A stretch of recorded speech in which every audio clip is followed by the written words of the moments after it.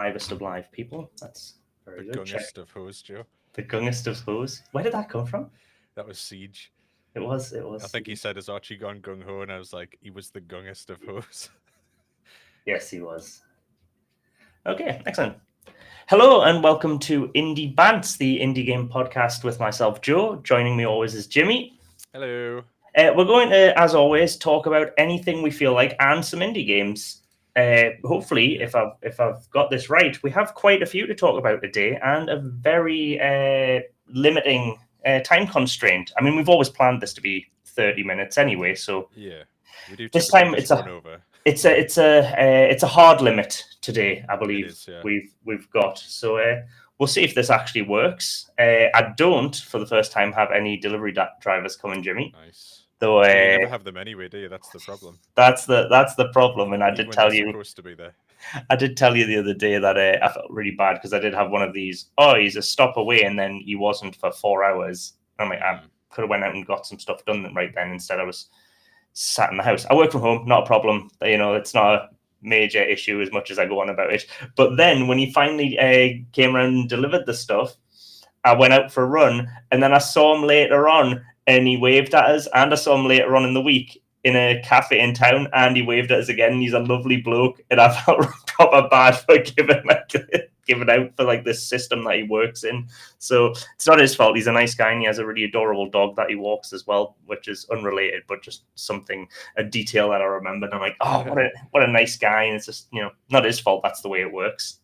No, but it still annoys me. But yeah, I felt really bad. I'm like, oh, I'm such a dick. I haven't got on about haven't flung mud on the internet. I mean, he was still 4 hours after he said he was going to turn up or whatever. Well, no, it wasn't a time slot. It just said on the live tracking of the driver, he's 2 stops away. Then when it was going to be like, oh, he's going to be 1 stop away, then it jumped straight onto, actually, he's got a few more stops to do before he gets to you. So who knows? We'll see. But yeah, that's it. What's up with you? We are prepping to go away in a week. We've got a wedding coming up, so we are going away for that. So I've just been cracking on with the house and work. It's been a little bit extra busy over the last 2 weeks because of that, because I'm trying to cram everything in before I leave, because I don't want to do any work when I'm away. That's fair. So, yeah, just trying to cram it all in. So a lot of housework, a lot of work, and getting ready to go away. The fun of working for yourself, that there are no days off. You just have to find places to put that work somewhere else. Exactly. If you want to go on holiday for 2 weeks, that 2 weeks of work has to get done somewhere else. And I've over the years of trial and error, I've decided that doing it before you go away is better than leaving it till you come back. I can't go away with anything left, because it also, even if it just like sits on your mind going, oh, I've got this, like you're not going to fully enjoy everything. You're not, but then I've found that it's not just that is part of it. The other part is, if you leave it when you're away, work comes in anyway as normal. So then when you come back, you just got double the load, and I'd rather do double the load before I go away, and then I can enjoy myself and come back to a normal load, rather than come back to like have a nice holiday, then come back and be like, oh, now I've got tons of work to jump straight back into. So nobody can deal with so many massive loads. Yeah, just I like to balance out my loads. just take all the loads and then just go away. That's it. Then just disappear for 2 weeks. Just take an unreasonable amount of loads and then just go away for 2 weeks to the Mediterranean. That's it. That's how we do it. Nice.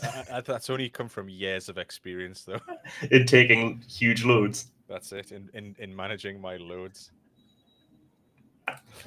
Right. Should we talk about some games before this goes off the rails? We could do. Yeah. Not a massively indie game. I do want to talk about a few things I've been playing. Got a couple of indie games in here, but I did have a midlife crisis and return back to Train Simulator for a bit. Oh, yeah. And it's one of those things. It's one of those games. I'll not say what the last said when you came in the room and I was playing Train Simulator, because it's incredibly offensive to fans of Train Simulator. But I was like, this is fun. It's just like, is it though? And I'm like, yeah, I'm driving a train. What do you mean? What's not to be fun about it? This is class. And like, I want to point out it's tricky. Like Train Simulator as a game is more difficult than you think, because it's not like as everyone jokes, like there's no steering. It's not like you've got forwards and backwards. Yes, there are trains and locomotives that have forwards and backwards settings on them, obviously, but there's a lot of other shit you've got to do as well to get it all right. And even doing like a short mission, it's like you get lulled into a false sense of security, and calling it a mission maybe is not the right words. Just a scenario, I think is the technical term in it. Okay. But you sat there and you're like, getting like 3 stars on a scenario is tricky when you're like not very good at it, because you're like, oh, you've got to work out like how long it takes this thing to bloody stop. Like putting the brakes on like a massive train as it gets to a station is really tricky. And you're like sat there going like, I have to stop over the length of 2 kilometers to get this thing down to a stopping distance. And if you get this wrong, you've overshot an entire station. And if you overshoot an entire station, you can like fail missions. I did like a scenario, sorry. I did like an hour-long scenario the other day. Got right at the end, driving on the German railways, on those trains that we took many, many moons ago, Jimmy, into Munich. Class wee little mission. Scenario, sorry. And after an hour of doing this and being on it, like you get like points deducted for speeding and stuff like that. So you're trying to make that, in every software, you don't realize you're suddenly on a slight incline. So the thing starts rolling a little bit quicker, and you've got to mess around with the brakes to make sure you don't speeding. And then you see like a kilometer up the speed limit's dropping, and you've got to like hit the brakes, but you can't slam on the brakes, because if the wheels slide, you lose points. Like this game is like weirdly, I mean, with good reason, weirdly like specific about what you can and can't do at like 250 kilometers an hour in a locomotive. And I get right at the very end, and I crash into the buffers. Thomas the Tank Engine style, crash into the buffers at this train station. I've been at this thing for an hour. Buffers. But I bust the buffers at Munich Hauptbahnhof. And I was like, ashes. I know it was atrocious. And the game there's nothing. It doesn't even show you the thing coming off. It just puts up a message going like, scenario ended. Yeah, scenario ended. Tough shit. We're not even going to count up your points up this point. It might have been the last station. You might have been on time. You might have not spared at any moment between the last like 50, 60 minutes you've been driving this. Though, Joe, like, if you crash the train at the end, it doesn't really matter how well you've driven the train. I just felt I made contact with the buffers. I feel if it was like realistic physics, it would have, maybe just stopped the train. That's what the buffers are there for. I obviously didn't like go. It's like forego the brakes. I'm just going to use the buffers to stop. Oh no! But I was creeping. That was the thing. I was going like 1 kilometer an hour coming to a stop, and I made contact with the buffers. It goes, nah, game over. I'm like, God damn it! It's just a terrible train journey. I'm home alone this weekend as well, so guess what I'm going to do? Play some more Train Simulator. I'm going to simulate what it's like to drive a train. It's class. Well, yourself, have you had any time? I know you said you were proper busy. The only thing I've played in the last couple of weeks is when we've jumped on Valheim. So I'm still just doing that. That's the only video game I've played, I think, in about a month now. Is the odd session on Valheim. I haven't touched anything else. I've had like 0 time for video games, unfortunately. But obviously, you've been keeping an eye on. I mean, Valheim's still good fun. I know we've gone on about it a bit. We don't need to flog that horse anymore. But I have been keeping an eye on things on the channel and seeing kind of what people are sharing and what looks interesting. And there was one. I'm not too sure if it is indie though. Maybe you can help me out with this one. We'll have a look. I only quickly saw it. It popped up last night. I think it might have been on. Oh, I'm not going to remember what the name of the media platform is, but it was like a review or like a this is an upcoming game, and it's called DORF or DORF, Real Time Strategic Conflict. I'll share the Steam page. Right, is DORF a thing now? Because I know because I've seen it in there was that what we called our Indie of the Year a while back, DORF Romantic. Yeah. Is DORF a thing? Because I know I don't know. Your missus can't say dwarf, which is hilarious. Well, I know, but that's. I mean, if they've taken that off her, then that is fantastic. But yeah, she can't say dwarf properly. She says dwarf, dwarf. So she'll be all over this. This looks mint though. It's I think it's got like old school like Red Alert 2 kind of vibes to it. I'd say even earlier than that. I mean, possibly maybe even just Red Alert. Yeah, I was gonna say it looks, because Red Alert 2 was kind of cartoony in its aesthetics, where this is one where it It looks was, like it's trying to be more real. It but it's looks like like Harvesters. post-apocalyptic, and yeah, you're harvesting like you're getting scrap and stuff and building these like scrap tanks and super heavy tanks and things, and it just looks like it would be. I love these old real-time strategy games where you got to build the base and then um, build the army up and go and attack the other base and destroy it. There's just something very simple and enjoyable about that type of game, and I It's think definitely it's it looks it's like a lot of definitely fun. indie. Looking Oh, into it it, is, yeah. it's being built in a, well, I just read on Oh, a news article there, in the Open RA, which I can imagine RA is Red Alert engine. So sweet. I feel this might be like basically modded Red Alert with like, That is it it's scrap? Is it like, are they called? Because it it's doesn't like look it's like. like steampunky post-apocalyptic, so everyone's trying to like build their stuff out of what's left over, kind of feel to it, and It reminds it me looks that the really cool. the orcs in 40K. That's their whole Yeah, thing, yeah. isn't it? Like It's like scrap. making a scrap, yeah. Daka they call it, I think. Isn't it? Or it's Daka the guns. I can't remember. As not There's as so Dagger many not the stuff they guns, just call it more because Daka. You know, like add what? How can we improve this? Add more Daka. Dagger's probably like onomatopoeic, right? Yeah, they don't really speak with a very good vocabulary. Well, they speak in Cockney accents, don't they? That's the thing. That's how all Every orc dwarfs and does. orcs. No, dwarves, no, dwarves are always like Scottish Irish, aren't they? That's their kind of crack on. Scottish, yeah, belligerent Scottish sort of people with the dwarfs in these things, and then you've got like slightly whingy but kind of like happy-go-lucky orcs with a Cockney accent. They might be evil, but they're enjoying themselves, you know. Yeah, they're just having a laugh. They're like they're Cheeky like chaps. they're like parodies of like 80s football hooligans. On. Between that and like the little sort of like Cockney chimney sweep young kid, you know, with a bit of a bit of an Yeah, attitude, he'll give you a bit of a joke as he goes past. Say, "Oh, you little scamp." I know, But yeah, it that just looks looks like mint. a lot of fun. I actually think if we can, if that, because I know it's not out yet, but if we can, and I've got another one to share that's in a similar vein, but I think that would be good for a potential Joe versus Jimmy Multiplayer. stream or something like Yes. that. Could be good as if it's an indie, because rather than revisit Red Alert 2, which by the way I would absolutely love to do, Oh yeah. um, it would be good to find something like that to have a bit of a laugh on as well. So I'll keep my eyes on that one. Yeah, still no announcement for when it's coming out, but No. DORF, Real Time Strategic Conflict, is available on Steam. Go wishlist it. It looks mint. I think we'll definitely have a bit of fun if we can get our hands on that. Though I imagine you'll tonk us, because I haven't played games like this in ages. Like I haven't. I need an RTS to get into, like, because I used to love them and play them The ones I've played relentlessly. though are quite different from those. I haven't played that type of one since I went back, and I did actually just recently go through. Well, recently I say, bloody hell, we're probably going like 8-9 months ago. But I did rerun through the original Command and Conquer Oh, and completed nice. that again.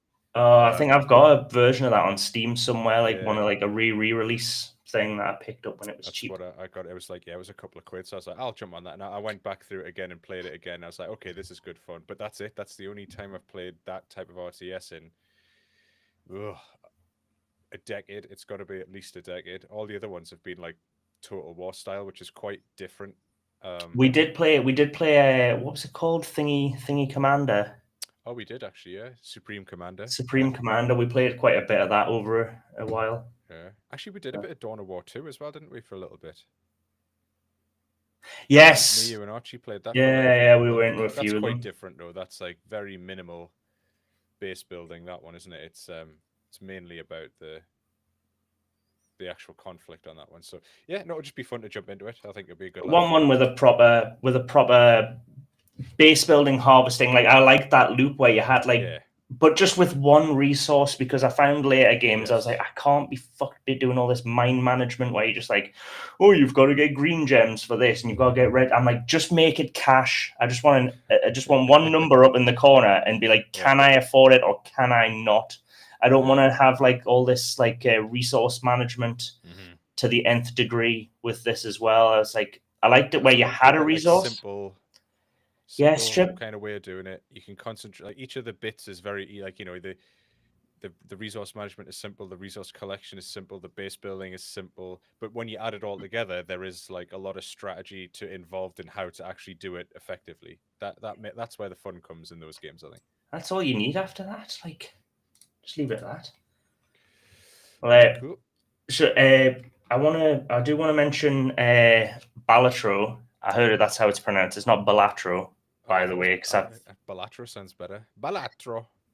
Well, I think that's why people pronounce it that way. I saw an interview outside the BAFTAs, but I got into that because it was the free game with PS Plus this month, and everyone was talking about it. And I think this is one you'd like. It's essentially you're just playing poker against yourself, trying to get a score. All right. So you have a hand, and then you just play a poker hand, and then that gets totted up. Except you have or just tons of different kinds of multipliers to play. So you have a hand of jokers, which all have effects, and they can. And then you have these like there's planetary cards. I think they're called like celestial cards that level up each kind of hand. So you can level up a pair, you can level up a full house, and the more you level those up, the more they're worth. So you basically it's like playing poker, but you're cheating essentially. And then you can do things where you can boost individual cards, and you can like weight the deck. So the loop is you get like X number of hands to get X score, which they call the blind. Okay. I can put like poker terminology, and you get X number of hands to make this like winning blind. So when you win, then how like quickly you did it, and like the fewest number of hands, the fewest number of discards, it gives you some cash, and you cash out and use that in the little shop to buy either like new cards, new jokers, or like level up the different hands of the thing. And that's the loop. You just do that. And as you get on, you've got like all of these like multipliers working together. So where like the first guy is like 300, you can be going up to, I can't remember if it was like 72,000 or 72 million I was up to at one point. I completed like the core loop of like 8 bosses, and then you can go into an endless mode. And for me, I was kind of done at that point. I was like, yeah, I get it. Numbers get big, and it's kind of like fun and engaging. Like this week, I've been like absolutely chaining it. But then I'm like, this is dangerous. This is like one of those. It's one of those like. It scratches that itch in the part of your brain that like gambling and drugs does. And I'm not going to get on like I'm not going to get on a pedestal about it being like it's evil or whatever. It's not, but I understand if you're somewhat inclined to these kind of vices and behaviors. I would definitely be like go in with a pinch of salt, because I've lost quite a few hours just on an evening before going to bed, being like, oh, I'm done. I'll have a quick round of this, and then it's like 90 minutes later, I'm like, oh shit, like no, like. And then it's also when you do some like soul searching, you're like, am I actually enjoying it, or am I enjoying it at a very like base level, in the same way like scratching a mosquito bite feels nice? And that's where I'm like, great fun, load of depth to it. It's apparently like the devs mint, like, there's not a bad thing to like say about them. Not that I'd be going out saying bad things about devs anyway, but I mean, he's like one of the good ones, if you get me. Right, if you read up about the background to it, like just the whole practice, like this, there are no microtransactions. Even though this game is very addictive, there's nothing like that in it. Really good fun. I think having got to this like 8 bosses and then you're done, even though there is like, that is the kind of like, that's not the real game. The real game is like, 90 times that, spend hours on it.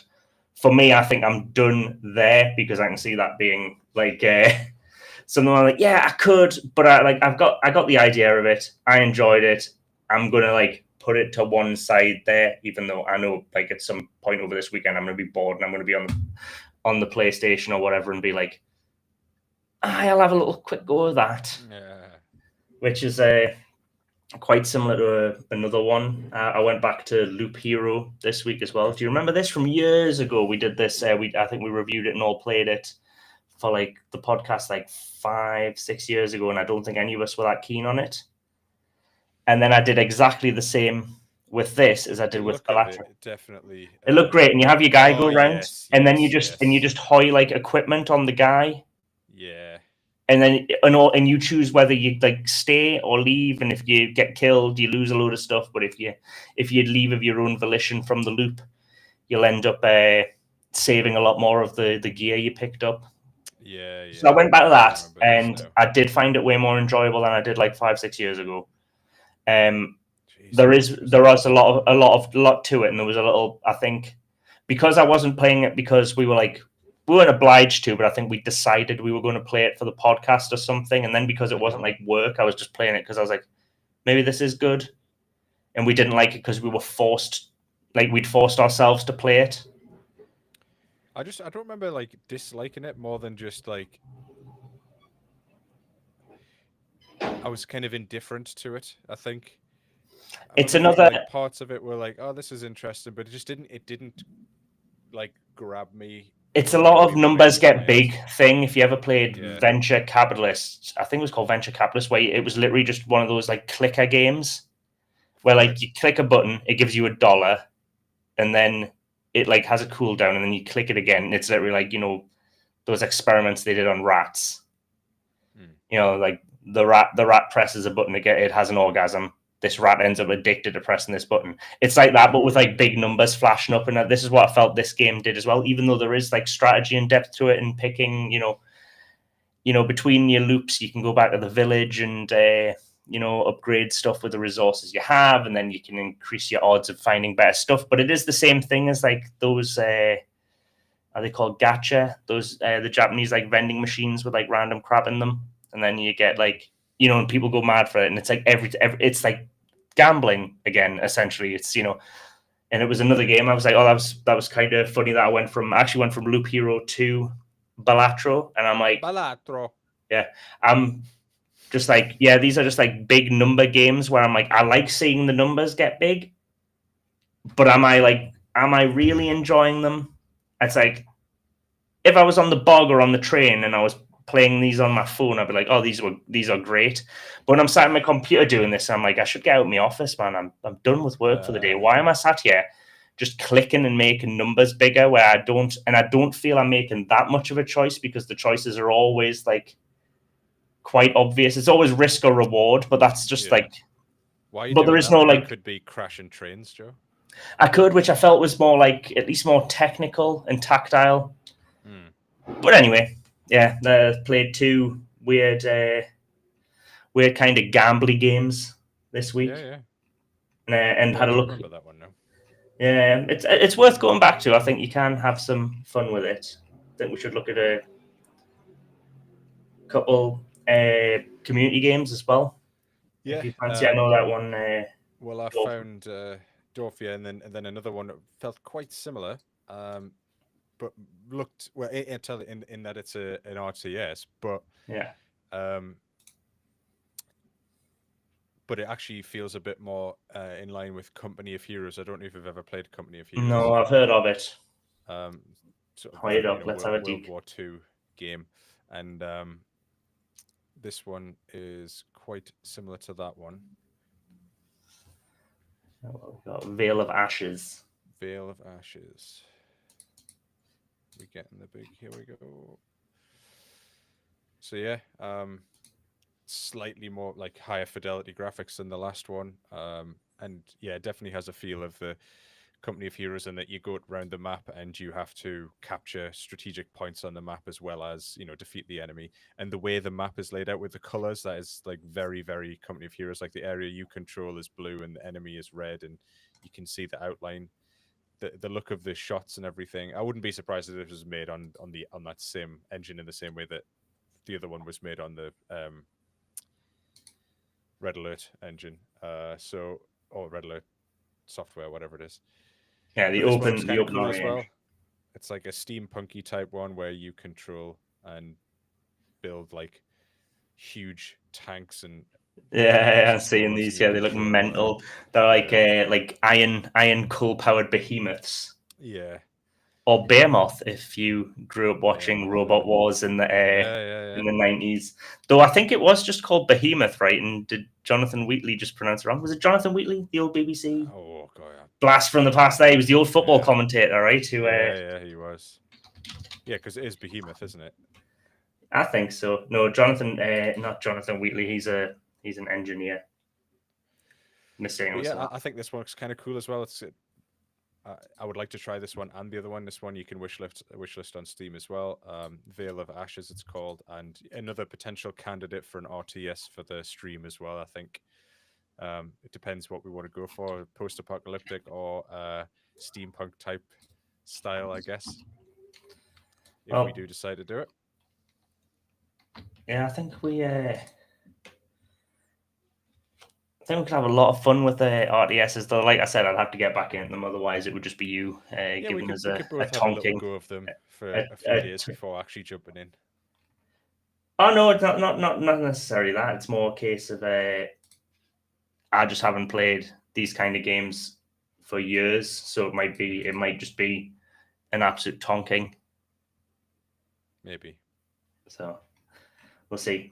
All right, before we finish up, can I show you a couple of games of a similar ilk that I found in the community, which I felt was very, very fitting. I want to start with your personal chill apartment. If you can hoy up the crack onto that, because this chill apartment. You know what? I think I saw this as well. It was on our Twitter X thing. So the reason it really stood out to me is because hopefully it's the improvements there, but I put some audio panels up in the office to hopefully just make the audio for these podcasts a little nicer, a little easier to deal with, less echoey. You don't have the issue, Jimmy, because obviously you're in the UK and you've got a lot of soft furnishings and stuff, which you know are it's excellent for audiophiles, but you know, I'm in the south of Spain here. It's all tiles and white walls and a lot of reflective surfaces, which is great for heat, not so great for sound. So I came across this on X, formerly Twitter, in one of our threads, one of the post threads we were doing, and just one of these like cozy ilk games, just cozy games, just put stuff in a room, and that's it. I don't. It's like you don't need to sell more to it than that. Like, design a cozy little room. But like, what I liked about look at this is because it looks like limitations are part of it. Whereas if you play games with any kind of like creative aspect in them, which I play a lot of games where you are allowed to like be creative, and I love like the like management sims and stuff like that. What always gets me is when there's too much creativity in it. If you get me, I feel like limitations is part of the fun to a lot of these games, whereas there are other players that don't. I mean, you look at some of the stuff people create online from games, like look at like a modding community in the Sims and stuff like that.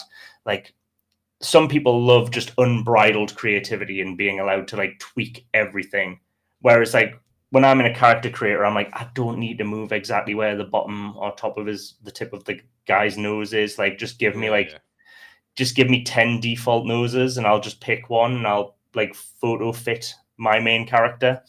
So I'm more like that. So this is why I like the look of this one. But then I immediately saw the next one I quickly want to talk about before we finish, which is, I'm going to get confused here, Small Spaces, which was also in our community tweet threads.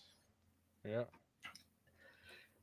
Which is a game about creating and designing small apartments. So if you were looking at the previous one, your personal chill apartment, I'm going to get these confused umpteen times. And you were like, no, I'm more of a person who does like all this kind of like customization to like infinity. This one looks like that would be the one for you. Like if you know our pal Dom, he is the kind of person who will never get out of the character creator on Skyrim because he'll be in it for, he'll spend 10 hours perfectly creating his character and is happy with that, and he'll create liveries for cars in Forza and stuff like that, or whatever. The kind of person who this, that's the kind of game for those kind of players where I think this has an unlimited levels of customization. And obviously if you're like me, this might be a bit overwhelming, but if you're not, it looks like it could be an absolute like load of fun if you just want to like sit and create like interior design spaces, which it looks like. This actually work for people actually designing? I mean, can you edit this to like be the dimensions of your apartment or house, so you could actually come on here and design what you want your house to look like? Because if so, It looks like it has the depth there. It came out on the 27th of May, so the other one isn't out yet, if I'm not mistaken. I think your personal chill apartment is out on the 15th of July, so that's out in about a month. This one, Small Spaces, came out on the 27th of May, so it's in early access. It's relatively cheap. I think it's like €12, 12 quid, about that. And it looks like like you said, I think it looks like it's got enough depth and customization that you could actually use it. Not like officially, but I'll tell you that before we bought this house in August, in about June or July, when we got like the, what's it called? It's got a different name here, but like the assessment. This not a surveyor. When we got basically this thing that came around to show the bank that we'd it's like an evaluation to show the bank that our mortgage is, we're not making shit up so that we can get a mortgage, which is why it kind of exists. The bank wants to know that it's got something of the value that it's loaning us the money for. And we got this through, and it came with all the floor plans, and we did recreate the house in The Sims and decorate it. And obviously that's very limited, but that was more of us because we were deciding what each of the rooms were going to be, because we had kind of quite free reign on what they were going to be. Whereas something like this, Small Spaces, I reckon if you were thinking about some stuff, and I mean, where was this about, 3 years ago when you bought that house? Fully renovated, Jim? I bet you there are times where you're like, actually, that would be handy just to visualize it, because it's not... for sure. Especially if you're like a couple of rooms left to do, so I can jump on and do it before finishing the place. But yeah, so I saw those two, and I thought that's quite that's a bit of a sign, because we've got a few rooms here to do as well. So there are two. The theme this week, though there was a cat in the previous game, is not cats. This theme is either RTSs or cozy interior design games. That's it, yeah. Which I think is basically appeal to the exact same type of gamer. Yeah, I would. It's macro or micro management. If you kind of, I want to remake the world in my vision, and then also all of the buildings within that world in my vision as well. Exactly. So yeah, I think we'll leave it there, because we're this week. Yeah, obviously you can get these all shared. Sorry, you can wishlist all these games. We'll share our podcast in our emailer, which will be out this month. And next podcast is going to be, we did say the date last time. You're going to have to remind us, Jim. It's going to be end of the month, right? Friday 27th. So it is going to be Friday, June 27th. Yeah, 2-week break and then back on the 27th. Because typically we'd do 2 full weeks off. What do you mean? It's in 3 weeks' time. Yeah, we do it every other week, but now it's going to be a 2-week gap. Yeah, we're going to have a gap. So it would usually be scheduled for the 20th. But we're not. That one's going to be skipped, and on the 27th is when we'll do our next one, and then we'll go from there. Whether or not we do like the following week, or if we just shift everything to a 2v2v2 after that. But we'll let you know. Sign up to the emailer. There's a pinned tweet for that on X, or you can just head straight to the website indiebandits.com, where you can sign up for that. Just a monthly thing where we send out odds and sods from the world of games and indie games in particular, with some just useful stuff like videos, articles, things we find interesting, as well as the stuff that we're doing here, like the podcast and anything we've been going on about. Definitely. Best place for all the information.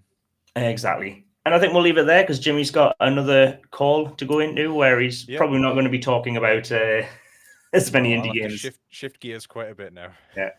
All right, Jim. Well, we'll say bye there, and everyone have a good weekend if you're listening to us live. If not, have a good rest of your day.